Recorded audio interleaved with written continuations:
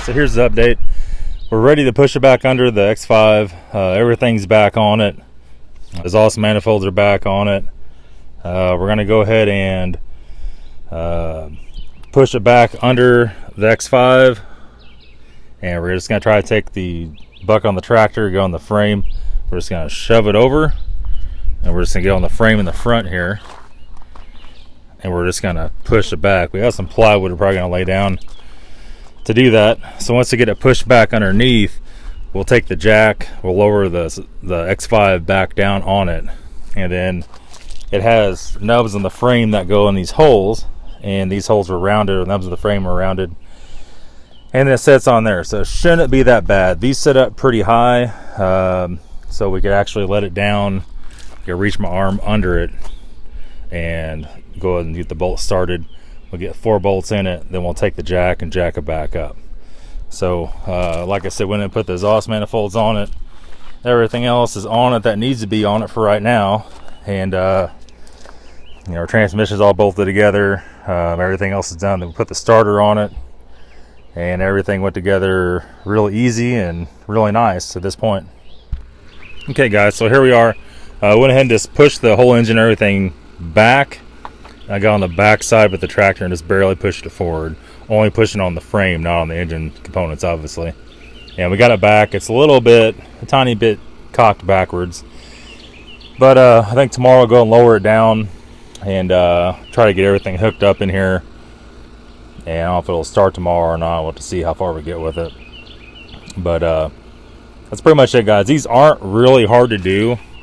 You have to have the timing tools to do anything with the engine. As far as taking the chassis out, obviously if you had a lift to do it on, it'd be super easy.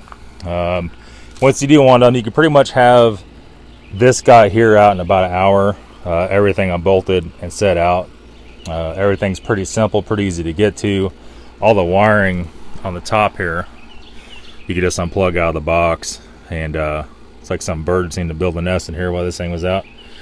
But other than that, everything comes out with it. You can see a couple coolant hoses up here just stuck back. Actually, that's a secondary water pump, and everything's pretty simple. So what we're going to do here, tomorrow I'll come in with the floor jack. We'll just let down on these jack stands and lower it down, and we'll take a piece of 2x4 here and stick it under there and shove it over, tweak it around, and we'll go ahead and set those nubs down in this guy right here.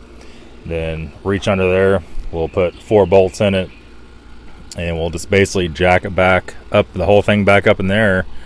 The cradle will stay with it, and I'll go around with my battery impact, and we'll put all the rest of the bolts in, and we'll go and hook the dry shaft up. And there's only 4 coolant lines. They're all easy to get to, and we'll go ahead and just snap all the wiring back in here, back in the ECU. You can see it's really an open vehicle once you drop the whole chunk out. A couple coolant lines back here.